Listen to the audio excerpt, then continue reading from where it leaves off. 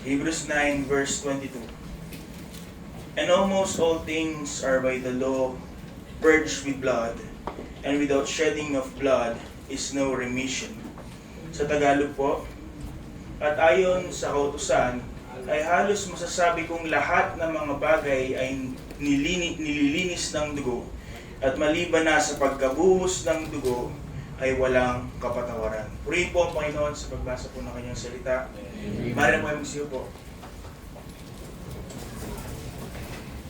Kung niyo pong naalala, atin po sinimula ng ating serye sa bilang isang pundasyon ng magiging takbo ng pag-aaral po natin sa seryeng ito. We have laid the foundation kung saan natin pong tinignan ng pagiging dakila, pinakadakila, pagiging walang katulad ng krus ng Panginoong Jesucristo.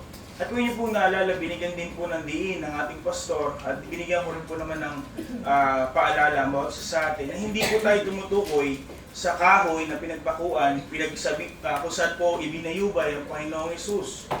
Hindi po ito ang bukod tangi, hindi po ito ang ating binibigyan ng pansin at pinagtotoonan ng ating pag-aaral sa serye po natin ito, kundi kung ano po ang ginawa ng Panginoong Hesus sa lugar na iyon, sa krus na iyon. When we talk about the cross of Christ sa seryeng ito, ating po nawang maunawaan at ating palaging tandaan na hindi po ito literal na krus, bagkus sa kanya pong dakilang pagliligtas na ginawa niya po sa krus ng Kalbaryo.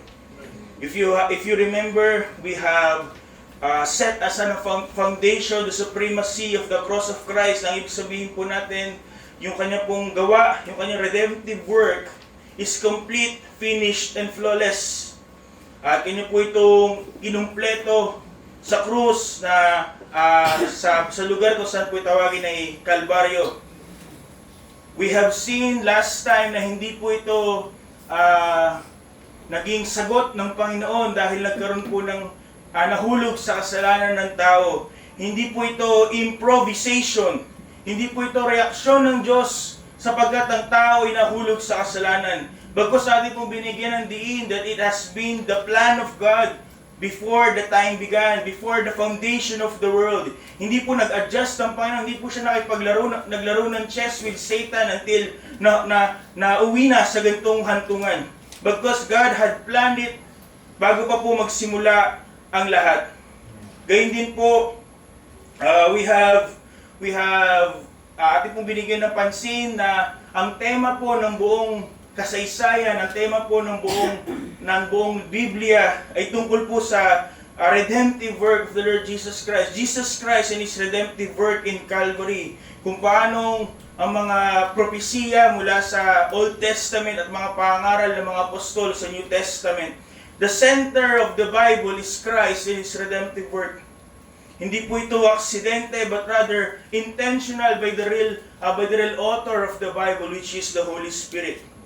We have established that the cross of Christ is unlike any other. It is one of a kind, without equal, supreme above all else, because it does possess the power not only to save sinners, but to sanctify saints here on earth for heaven.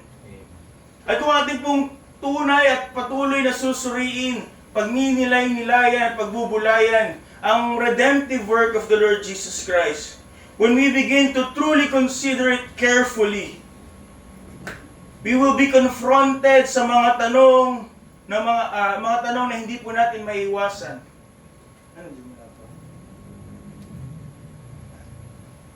We will be confronted with questions that cannot be avoided. Mga tanong na katulad ng bakit kailangan magdusa ng anak ng Diyos? Bakit kailangan magbubo ng dugo ng Panginoong Hesus? Bakit kailangan merong krus? These are questions that expose deeper issue. Hindi po ito lamang pangangailangan na matugunan ng mga kasagutan, intelektual na kasagutan. Paghanap ng mga intelektual na kasagutan. Bagkus ito po ay naglalahad ng laman ng puso ng isang tao. Tayo po ay nabubuhay sa mundo sa panahon kung saan ang tao ay punong-puno ng kanyang sarili. Oversaturated with self.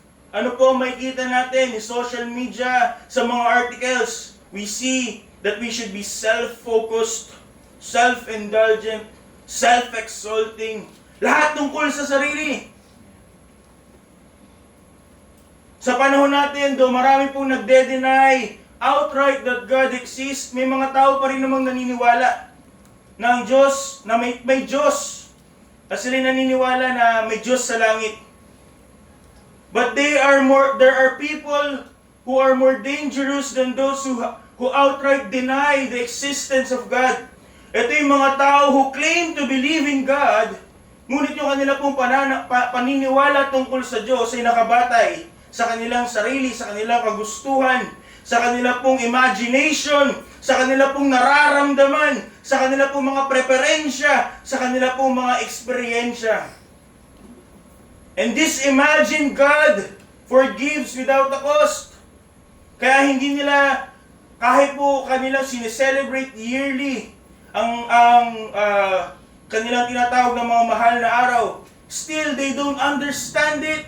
Sapagkat ang Diyos na kanila pong kilala ay Diyos ng pag-ibig, kung saan ito po'y nagpapatawad ng walang kapalit, walang halaga, na kaya niya magkibit balikat sa kasalanan. A God who can overlook sin without concern. Ang Diyos that will tolerate evil. And He will understand people dahil that God is love. Ang Diyos na yun ay pag-ibig. Ang Diyos na yun ay maunawain. Kanilang tinatawag ang Diyos as loving. But they forget and they do not accept that God is holy. Ang Diyos na kanila pong kinikilala, they describe it as a kind God, mabuti, mabait. Ngunit hindi po nila tinatanggap ang kanya pong katwiran.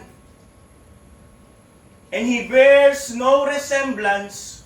Hindi po yun kamukha ng Diyos na pinapakilala ng Biblia. Ito po yung inaasahan natin mula sa mga tao na hindi naman po talaga nagkakaroon ng pagsasaliksik. Wala po talagang tunay na desire to know God. Ngunit there's a dilemma. This distortion has not remained outside the church. Hindi lamang po mga tao, mga hindi ligtas, ang gumagawa ng sarili nilang Diyos. Tatawagin nilang si Yahweh, o kahit anong pangalan na nasa Biblia, ngunit ang karakter ay iba. Nakaayon sa kanilang kagustuhan. Nakaayon sa kung anong kumbinyente sa kanila. It has crept within the pews. At maraming mga nagsasabing mananampalataya ay nangahawak din sa hungkag na pananaw ng Diyos katulad ng mga hindi mananampalataya. The one that diminishes sin. Na tila bagaw ang Diyos ay walang pakialam sa kasalanan. O kaya na may mga uri lamang ng kasalanan na kanya lamang pong tinitignan at iba ay kaya niya i-tolerate. Who dilutes holiness, who distorts grace, until the gospel is no longer recognizable. At anong klaseng pag-iisip po ito? Hindi po ito isang misunderstanding. Ito po'y nagpapakita ng hindi tunay na pagkakilala sa Diyos. Hindi lang kawalan, hindi lang kakulangan ng kaalaman, bagkus kawalan ng kaligtasan. Walang tunay na relasyon sa Diyos.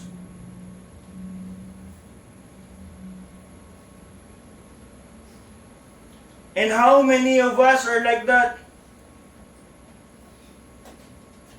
Have we truly seen what sin is?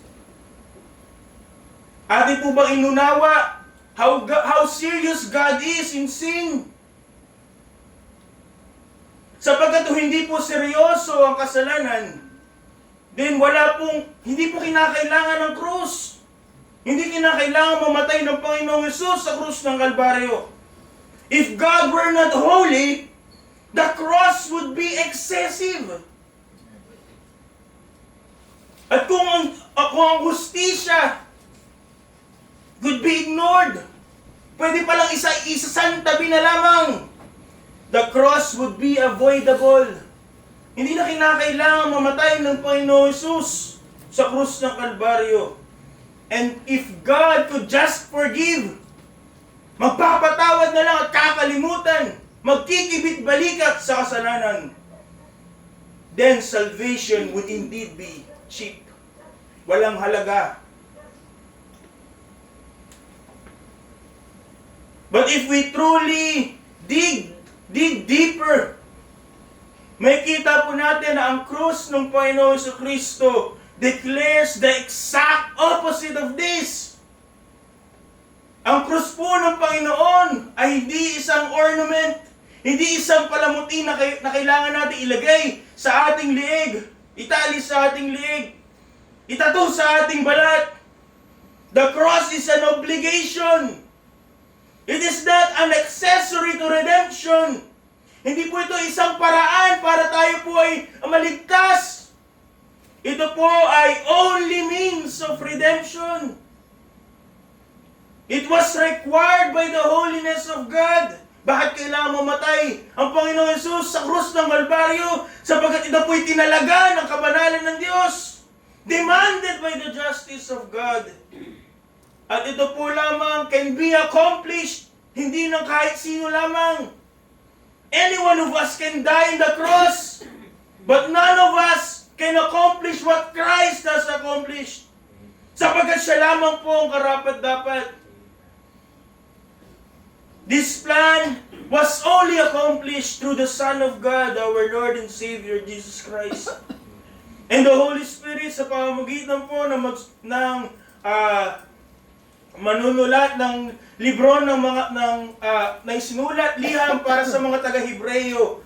The Holy Spirit declared with finality sa ating key verse that without shedding of blood, there is no remission. O kung sa Tagalog po, kung walang pagbububo ng dugo, walang kapatawaran ng kasalanan. Hindi po sinabi na minsan kailangan na may magbubo ng dugo. Hindi po sinabi, ideally, dapat may magbubo ng dugo. Hindi po sinabi na symbolically, dapat may magbubo ng dugo. Ano po, diretso, malinaw. Kung walang pagbububo ng dugo, kung walang ibubuhos na dugo, kung walang imamamatay sa krus. Kung ang Panginoon na hindi mamamatay sa krus, walang kapatawaran ng kasalanan. Sabi po ni John Stott, before we can begin to see the cross as something done for us, we have to see it as something done by us. Bago natin makikita at mauunawaan na ang krus ng Panginoon ay ginawa, itinilaga at ang ginawa rin ay para sa atin, dapat muna natin maunawaan ano ang parte natin sa krus ng Panginoon. We have to see it as something done by us. So tonight, we turn to consider the necessity of the redemptive work of our Lord Jesus Christ, which He has accomplished in the cross in Calvary. At ang mensahe po natin sa gabing ito is the significance of the cross. The significance of the cross.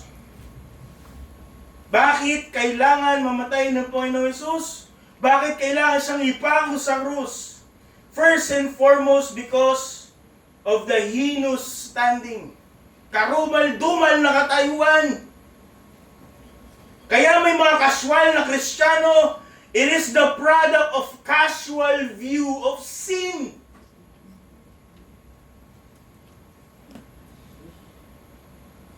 Mga nagsasabing Kristiyano, ngunit ang kanilang pagtingin at trato sa kasalanan, they treat it lightly.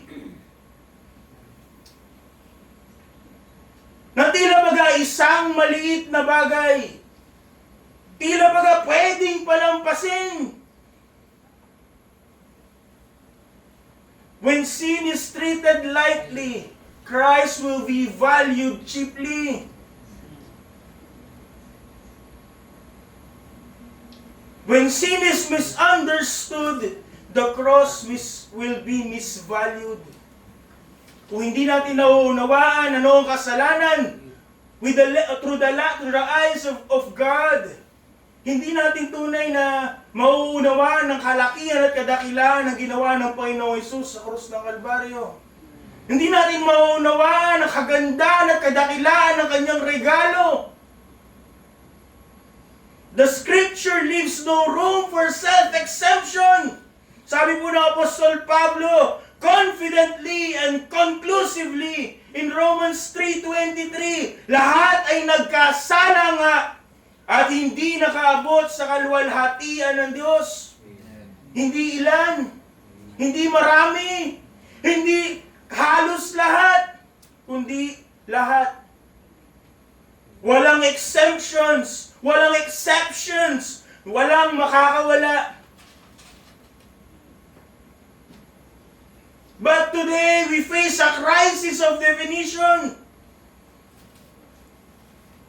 More than ever, we see sin being rebranded. Makakita tayo ng white lies. Makakita tayo ng prank. Makakita tayo ng mga terms na pinapababaw ang sinabi ng Panginoon na kasalanan. Hindi yan pangungupit. Ang sabi ng Panginoon, hindi ay pagnanakaw. Hindi yan maliit na pagsisinungaling. Iyan ay pagsasaksi sa huwad. Pagiging huwad na saksi. Hindi yan pagtingin na may, hindi yan yung pagtingin na may pagnanasa, hindi lang yan normal sasabihin ng karamihan. Ang sabi ng Panginoon, ito ay adultery whether in the heart. Galit sa kapatid, sa kapwa. Ano po ang sabi ng Panginoon? Ito po ay pagpatay. Sa mga pagkakataong nagugulat na nasasambit ang pangalan ng Panginoon, hindi po yun ekspresyon. Ano ang sabi ng Panginoon? Yun po ay pangumusong, blasphemy, kalapastanganan.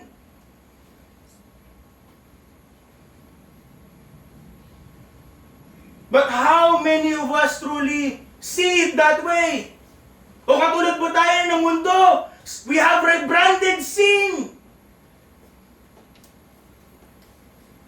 Tatawagin nating maliit na kamalian. Ngunit sa harap ng Panginoon, yun po'y rebelyon. Tayo mga angatwiran sa ating mga maling ginawa na hindi ayon sa kalooban ng Diyos. Ngunit ang Diyos po'y hahatulan ng mga bagay na yun. And what we see is a Christianity without the cross. Kristiyano sa bibig, ngunit hindi tunay.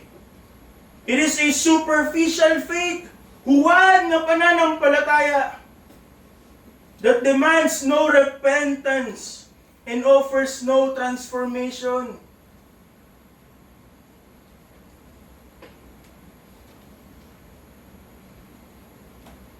At kung gano'n po ang pananaw ng tao at ng nagsasabing Kristiyano, si Kristo lamang ay dagdag sa kanyang buhay. He was just after the convenience and things that Christ offers. Christ is not his soul. Kaya napakahalaga ng tamang pagtingin sa kasalanan. Because it starts with that.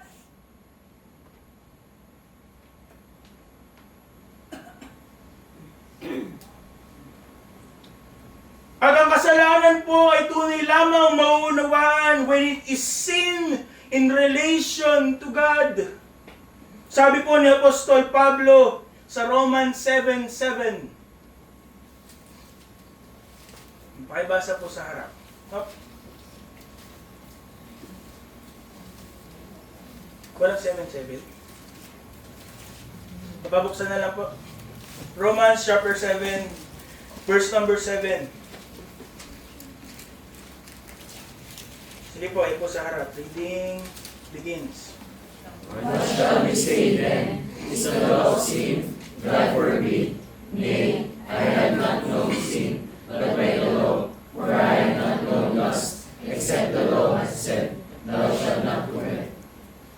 po ang sabi, I had not known sin, but by the law.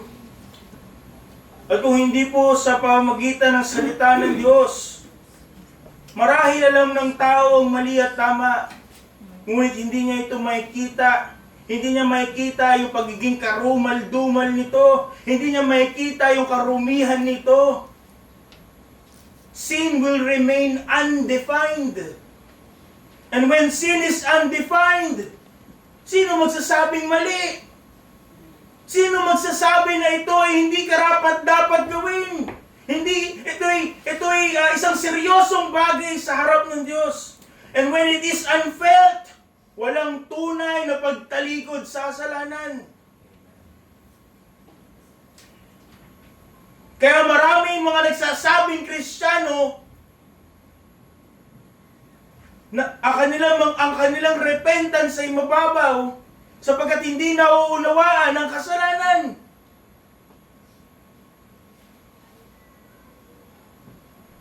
Ang kanilang paghingi ng kapatawaran is for the sake na manghingi ng tawad, to feel good about it.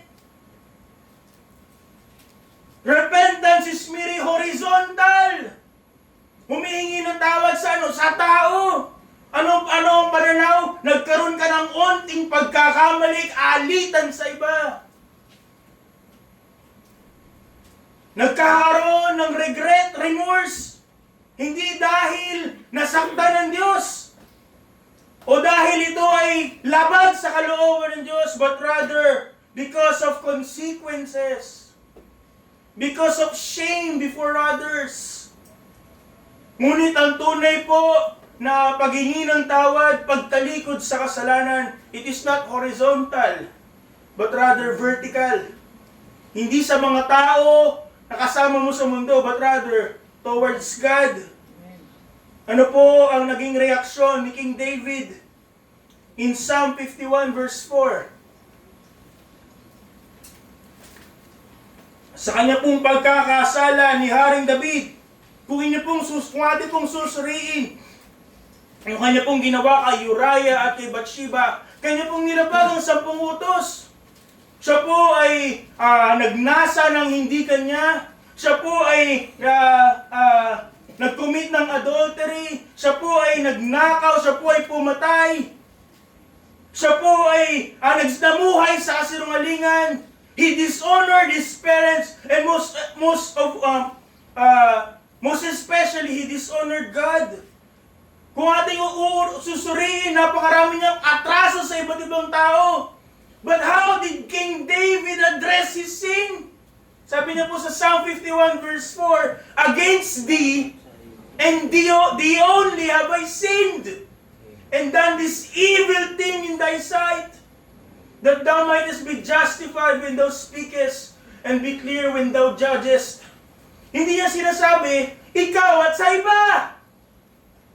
At ano po ang pagkakatingin at taningin ng Haring David? Evil thing. Hindi niya sinabi, ako po'y nagkamali ng isang beses. Hindi niya po sinabi na aking damdamin nag-aapoy kaya ako ito nagawa. But he had declared it plainly as God had declared it is, how it is. It is evil done in His sight. Ganon din po ang understanding ni Joseph nung siya po ay tinitem ng asawa ni Potiphar. In Genesis 39 verse 9. Kayo po magbasa. Sige po. Basa. There is none greater in this house than I, neither hath he kept back anything from me but thee, because thou art his wife. Already I do this great wickedness and sin against God. Kanyang kausap, yung asawa ni Potiphar. Ano po ang kanyang declaration kung kanya pong kung siya po'y bibigay sa temptation? Hindi niya po sinabi. Kahit na ni-recognize siya yung goodness ni Potiphar. Hindi niya po sinabi kasalanan yung kay Potiphar, because it is a great wickedness and sin against God. Ganun din po, di ba, ang acknowledgement ng prodigal son na siya po'y bumalik sa kanyang ama. First and foremost, yung kanyang acknowledgement in Luke 15:21. Luke 15:21. Sabi niya po, and the son said unto him, Father, I have sinned against heaven, and against thee, and I cannot be thy son. Sabi niya po, and the son said unto him, Father, I have sinned against heaven, and against thee. And the son said unto him, Father, I have sinned against heaven, and against thee, and I cannot be thy son. First and foremost, ang nilusta niya yung pera, yung pagtitiwala, yung oras ng kanyang ama. But he have seen sin as it is. It is sin against heaven. The deepest offense of sin ay hindi po against people, but against God. Sin is simply not an error, hindi po yung kamalian lamang. Every sin, kahit na sabihin natin maliit o malaki, sa harap ng Diyos, ito ay enmity against God. Pakikipag-alitan sa Diyos. It is not merely a failure. Ito po ay defiance. Ang ibig sabihin ng defiance, rebellion. Iyong ninais ng buong kalooban mong gawin. Ayos sa kabaliktaran ng kalooban ng Diyos. It is dethroning. It is the dethroning of God and the elevation of self. Sabi po ni R.C. Sproul, and he rightly described what sin is. Sin is cosmic treason. Pag sinabi natin cosmic, tungkol yun sa cosmos, sa sangsinukob sa lahat. Hindi siya maliit na katrayduran, sinabi ni R.C. Sproul. Ang kasalanan is cosmic treason. Katrayduran na kasing laki, kasing epekto nun ay kasing yung effect o yung dulot is kasing laki ng universe. At kung ating mauunawaan the true nature of sin, walang magmamataas ni isa sa atin. Maaalis yung mababang pagtingin sa iba. Walang magsasabing mas mabuti ako sa iyo sapagkat walang mabuti. Walang magsasabing I deserve more because we deserve worse. Sin is the great equalizer sapagkat sa harap ng Diyos, lahat ay karumal-dumal. Lahat ay pusakal. We are no different as sinners kay Hitler. Si Hitler na milyong-milyon na pinapatay, ganun ka din. Pareho ka lang nun, pareho lang tayo nun sa harap ng Diyos. O sino magmamalaki sa atin kung atin niya nauunawaan? All of us are equally guilty. All of us are equally defiled. And all of us are equally condemned. Kasi sa harap ng mata ng Diyos, lahat ng puso na makasalanan is as desperate and as heinous as the next. Walang mas karumal-dumal. Walang mas masama. Lahat ng puso, lahat ng kasalanan na ginawa sa harap ng Diyos, all of it as heinous as the next. Sa harap ng Diyos, wala pong mas inosente. Sa harap ng Diyos, lahat lamang po ay guilty. Lahat lamang po ay karapat-dapat sa hatol ng Diyos. So first we have exposed the man. Tayo, in our heinousness, magiging karumal-dumal. And now let us exalt God through His holy standard. So His holy standard. Kaya po seryoso ang kasalanan, hindi dahil ito po ay tinimbang sa opinyon ng tao, nakabatay sa opinyon ng tao, o sa kabutihan ng tao, sa moralidad ng tao. But sin is serious because it is measured by sovereign standard. Kaya minsan ang galing natin umasta eh. Binabatay natin yung ating katayuan sa katayuan ng iba. But all of us are being measured by the same stick.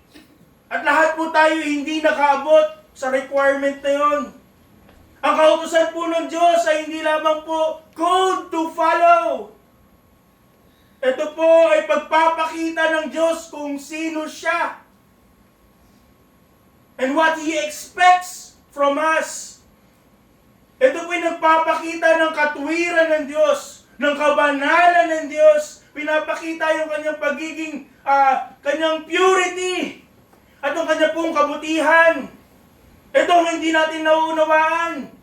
Kung ang Diyos ay tunay na mabuti, hindi niya hahayaang hindi mapaparusahan ng kasalanan.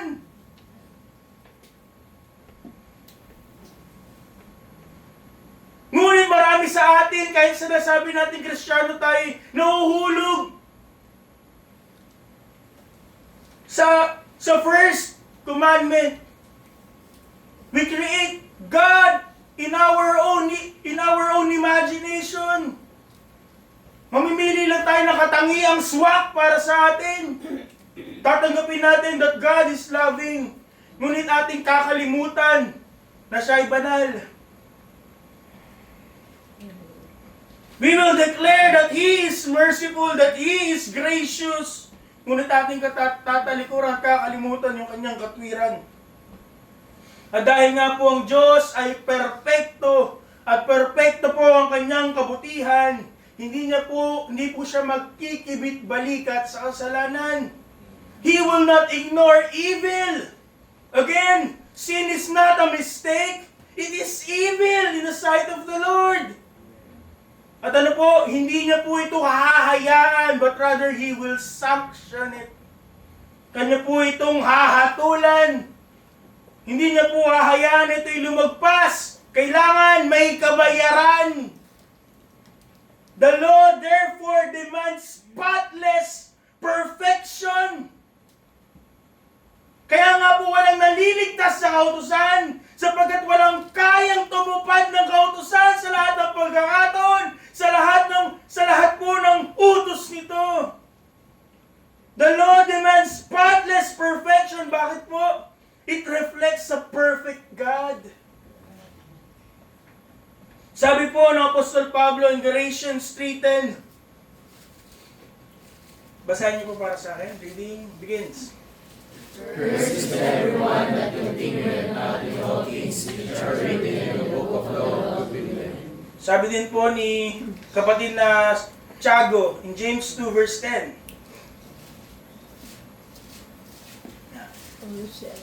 Sige po, basa.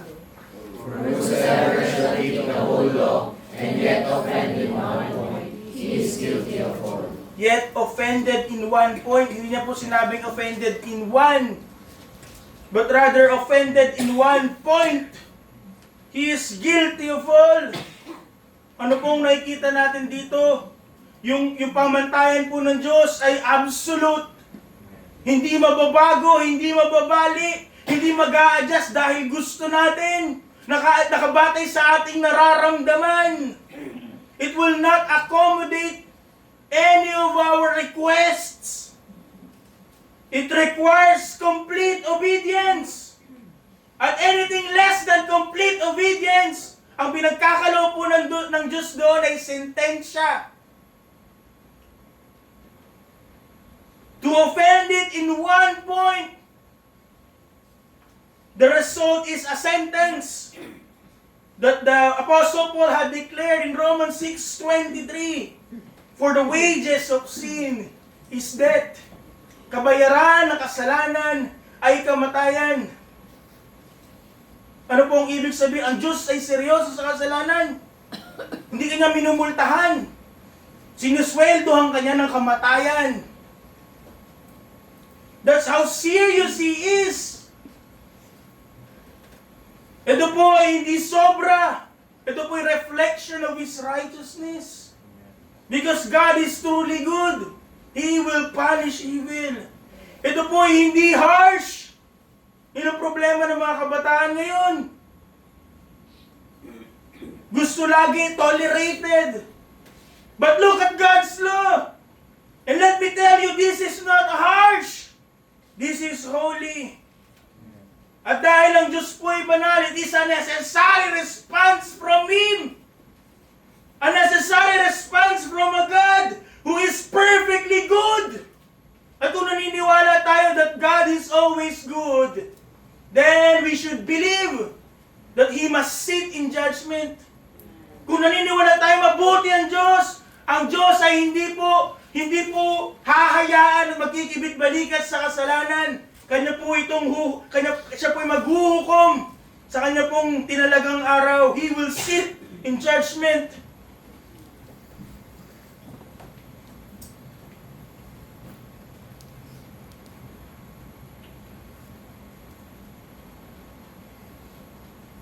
Sa pamantayan ng Diyos, lahat po ay hindi nakabot.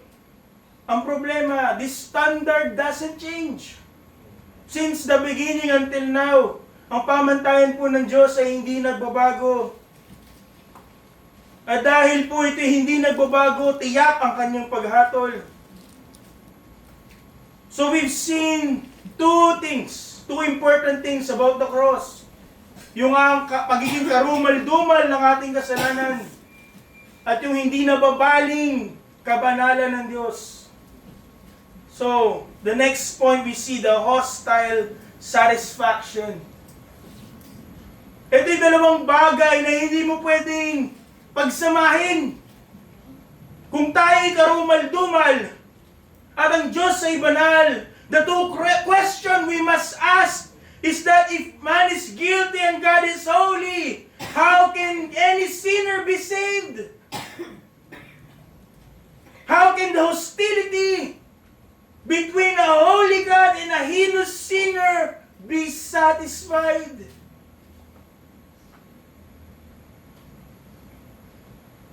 Sa mga reliyon ngayon, they assume na dahil ang Diyos ay pag-ibig, God will overlook sin. At ilan po sa atin naniniwala dyan? I hope we have established na dahil ang Diyos ay mabuti, hindi siya magkikibit-balikat sa kasalanan. They assume that God will forgive without costing anything. Forgiveness, yung pagpapatawad ng Diyos, costs nothing. Sa kanilang imahinasyon, God will simply set aside His justice. Na para bang pwedeng, okay, hindi mo na ako katarungan. Hindi ko muna i-exercise sa aking katarungan. Pwede kong palampasin ang iyong kasalanan. Ilan sa atin ganun ang paniniwala. Ngunit ang kasulatan po at ang Biblia ay maliwanag. Actually, the Scripture declares the opposite. God, even though He is love, He will not overlook sin. And His forgiveness does not cost nothing. Because God is holy, He cannot, hindi niya maaaring palampasin ang kasalanan. Sapagkat ang Diyos ay matuwid, kailangan niyang hatulan ng kasalanan at ang makasalanan. Hindi po nagkikibit-balikat ang Diyos sa kasalanan. Ano po ang response ng Diyos sa kasalanan? Sa maliit na sa mga kasalanan na ating tinuturing na maliliit, maging sa mga yon, sa lahat ng kasalanan, the response of God is sovereign wrath. Puot. Atin na po ito ng pag-aralan dati, pero ating balikan in Romans 2:5. In Romans 2:5, mababasa po natin, but after thy hardness and impenitent heart, treasurest up unto thyself wrath against the day of wrath and revelation of the righteous judgment of God. Pwedeng Tagalog. Sister Lee.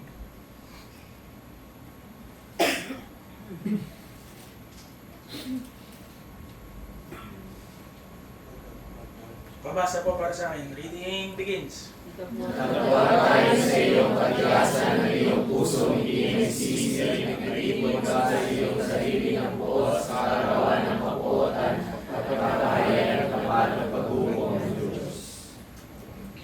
We must be storing up treasures in heaven. Ngunit silang nagpapatuloy sa kasalanan. Ano po sabi ng Apostol Pablo? They are treasuring up something. Ano po ang kanilang iniipon?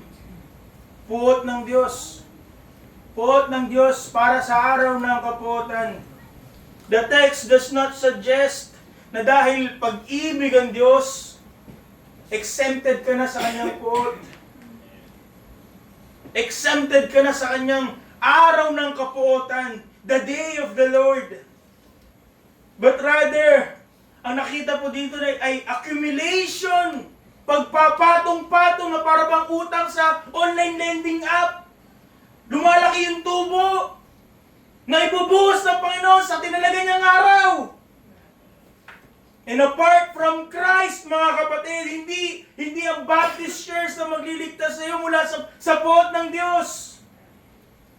Hindi ang God's Grace Baptist Church na magliligtas sa atin sa puot ng Diyos. Only Christ. And apart from Christ, lahat ng tao is not merely in danger. They are already under divine condemnation.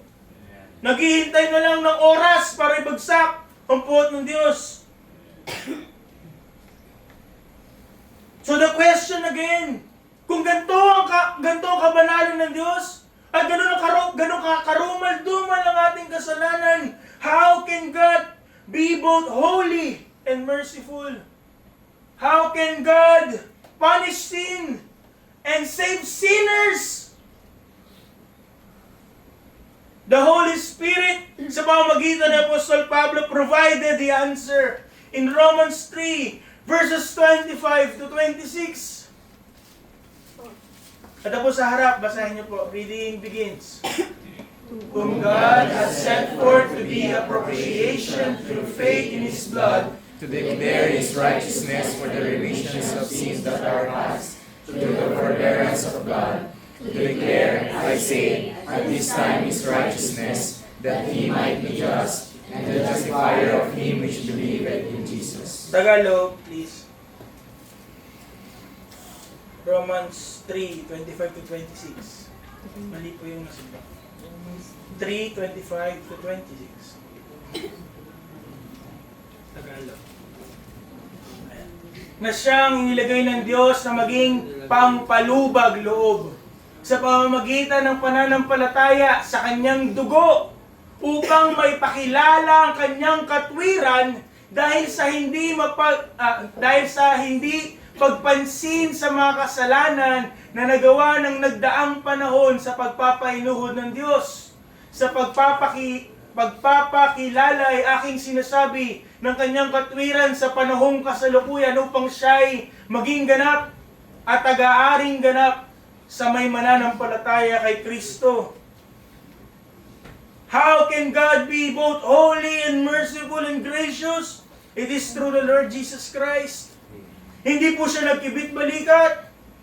Yung pagiging karumal-dumal ng ating kasalanan, ito po yung nangangahulugan na dapat po may mamatay. May magbayad ng kabayaran na tinalaga ng kautusan ng Diyos. Na may dapat sumalo ng puot ng Diyos.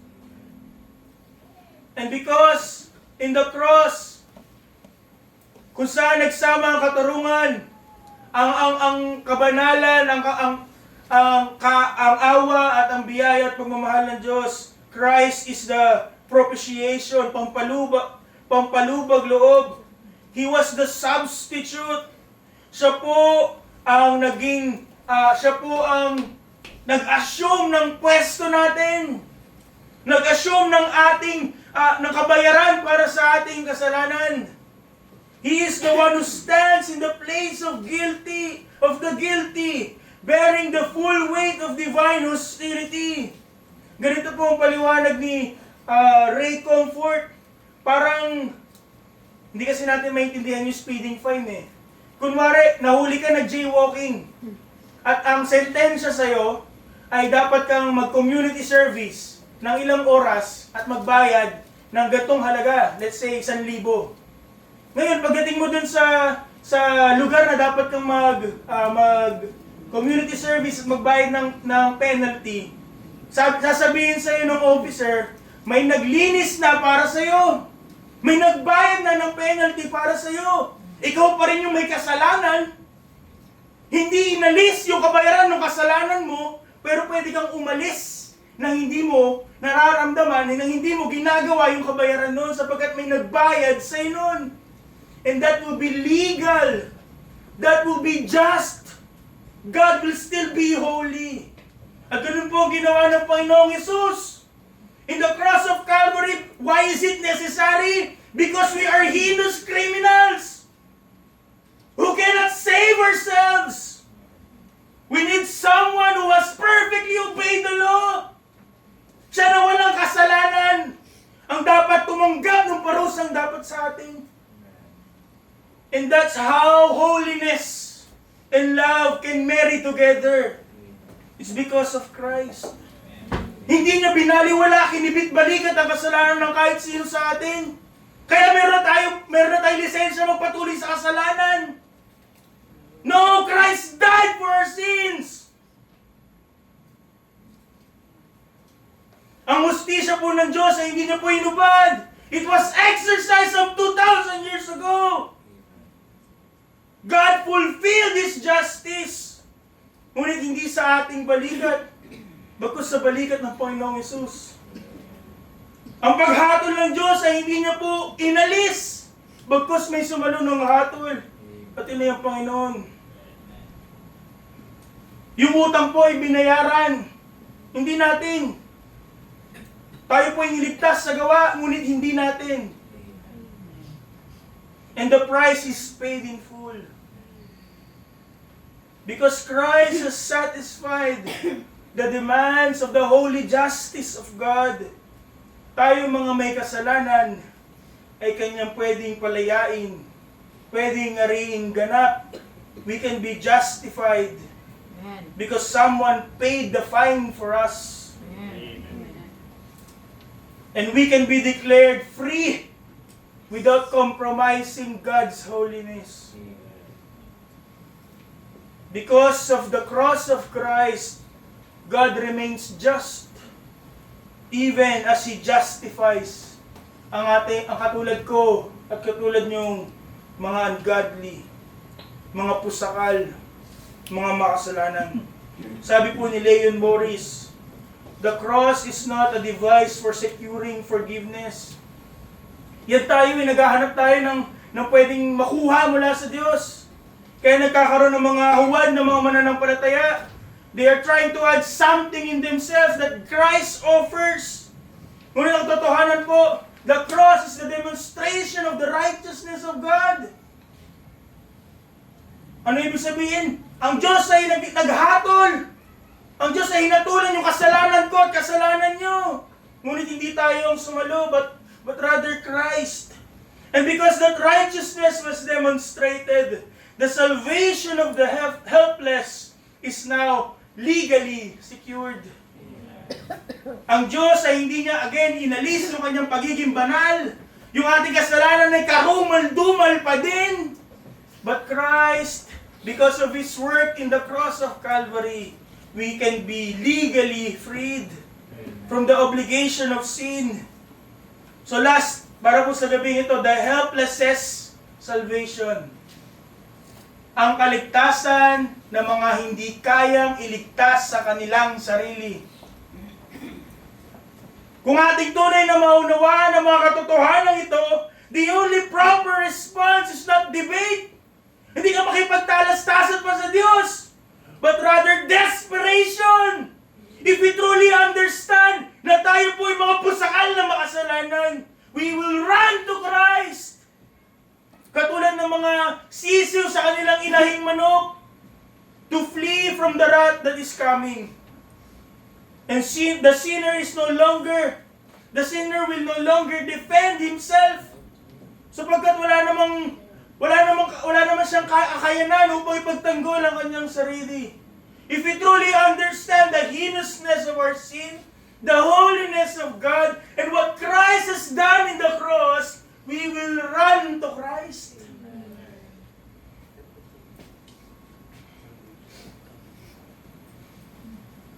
Ang paraan po ng Panginoon, ang paraan ng Diyos sa pagliligtas ay hindi po nagbago. Sa kabila po ng may mga tila baga iba-ibang pamamaraan, throughout the Bible. From the dawn of history to the darkness of Calvary, one truth runs unbroken. Ang kabayaran ng kasalanan will always require blood. May kailangan laging mamatay for atonement. In Leviticus 17:11, for the life of the flesh is in the blood, and I have given it upon you upon the altar to make an atonement for your souls. For it is the blood that maketh an atonement for the soul. Sa damit na ginamit ng Panginoon kay Eva at Adan, sa substitute ram na ibinigay ng Diyos instead of Isaac, all throughout the history, may kailangan mamatay instead of someone. Kaya malinaw ang sinabi ng writer ng Hebrews sa ating teksto, and almost all things are by the law purged with blood. And without shedding of blood is no remission. Walang pagpapatawad. Without shedding of blood, yung ating kasalanan ay hindi po ibibihis sa Panginoon. Our sin, our guilt will not be imputed upon Him. There will be no remission of sin, walang kapatawaran ng kasalanan, kung hindi dahil sa pagbububo ng dugo ng Panginoon. God's justice requires life for life. Again, in the Old Testament, makikita po natin different sacrifices. And every time someone has to die for someone else. Ngunit hindi po silang nakakapagligtas. Hindi po yung paraan na yun ang nakakapagligtas. But rather, they are just shadows. They are, sila po ay nagtuturo sa perfect offering na mangyayari sa panahon po nila in the future. And as we are today, we are looking back sa perfect offering that Christ has offered in the cross of Calvary. Ngunit yung mga sacrifices in the Old Testament cannot truly sunder, hindi kayang putulin, hindi kayang kalagan the chains of sin. But when Christ came, He is the substance. And He has arrived at Calvary. The final sacrifice was made. And Christ stood as the substitute. At siya po ang bumata ng galit po at parusa na tayo po ang may deserve. Sabi po ni Charles Spurgeon, there is no hope for a sinner anywhere but beneath the cross. In Gethsemane, ang Panginoon po ay nanalangin for another way. Let this cup pass. Ngunit the cup remained because there is no alternate path for sinners like us to be saved. Wala pong ibang paraan upang ang hustisya ng Diyos ay masatisfy. There are no lesser price to secure your redemption. Walang mas mura. Hindi kayang tumawad para ikaw ay iligtas. Walang ibang provisyon ng Diyos para sa ating kaligtasan upang tayo ipagbati, upang ating relasyon sa Diyos ay ayusin. And so, the Lord Jesus Christ drank that cup, not half, but full of it. Hindi napipilitan, but willingly. Hindi sinimulan niya, tapusin natin, but completely. The cross that now stands, again, hindi ang krus na literal, hindi ang krus na pwede mong isuot, but rather kung ano yung ginawa ng Panginoong Hesus some 2,000 years ago, nung siya po ay binayubay sa isang krus in the place called Calvary. It now stands as the eternal declaration na una, mga kapatid, na ang kasalanan ay nakakamatay. Walang maliit na kasalanan. Lahat ng kasalanan ay pantay-pantay. At ang kasalanan ay karumal-dumal sa harap ng Diyos. At ang kasalanan nyo ay pumatay kay Kristo. Nagpako kay Kristo. The cross stands as a declaration na ang hustisya ng Diyos ay tiyak. Walang makakatakas. And God has set a time wherein Kanya pong ibabagsak yung Kanyang hustisya, yung Kanyang puot. And the cross is a testament na ang biyaya ng Diyos ay hindi walang halaga, hindi walang kabuluhan, but rather that the grace of God is costly.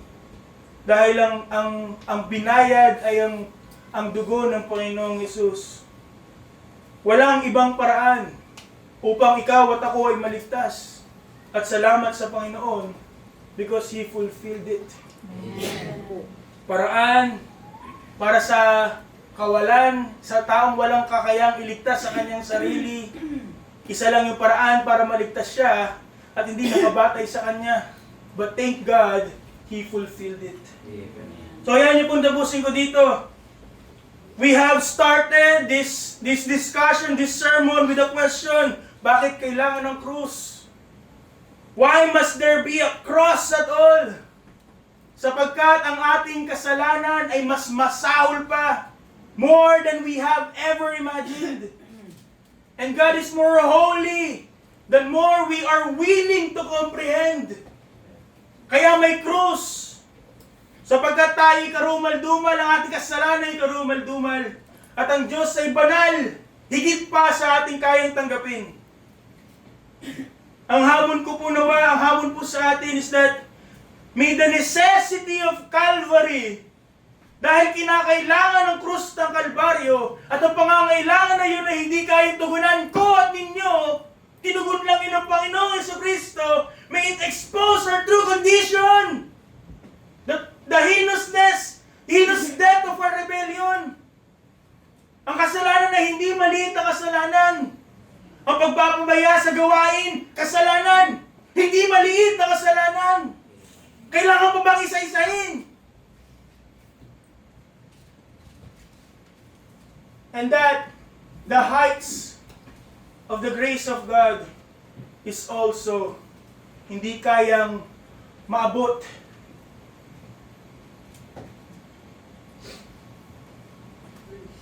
May we be, tayo po nawa ay nating maunawaan kung gaano kalaki, gaano kamangha-mangha, gaano kagilagilalas yung awa ng Diyos para sa atin. Kung paano ang Panginoong Hesus, Diyos banal, had to walk a shameful road and endure a brutal death. Kinakailangang kanyang ipasan sa kanya ang ating kasalanan. Siya ay pinagkanilo, iniwan ng kanyang mga alagad, and He was smitten by His own Father. He was not spared even though He was His Son. Ganun kaseryoso ang Diyos. Ni yung kanyang anak na kanya pong kinaluluguran, nung ang Panginoon na po ang nagpasan ng ating kasalanan, hindi pa rin niya nagawang magkibit balikat. Sapagkat ganun po karumal-dumal ang kasalanan sa harap ng Diyos.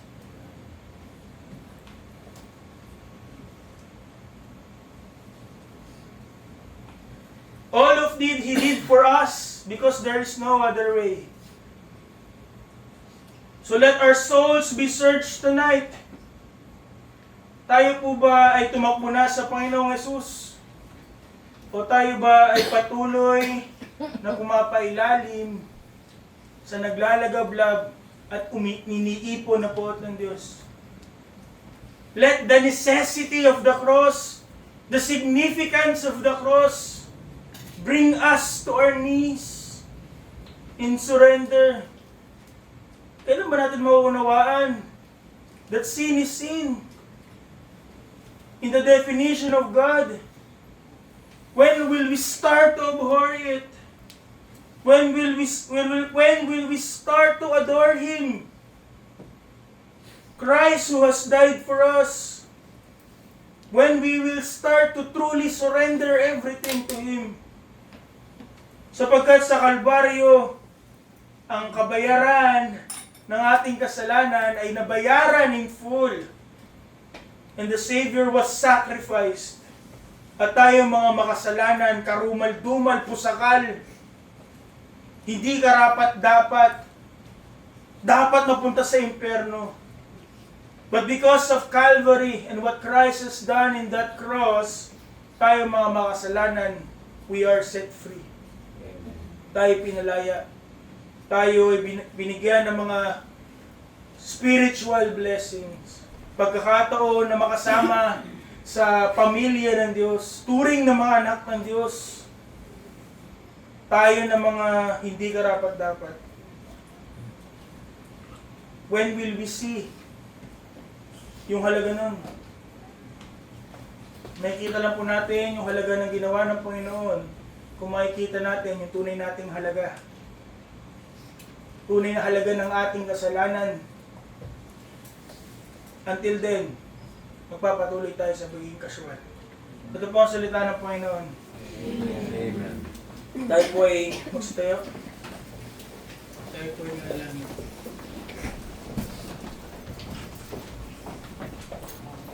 Mga namin Diyos na pamarihan sa lahat. Tiwala po kami, tiwala po ako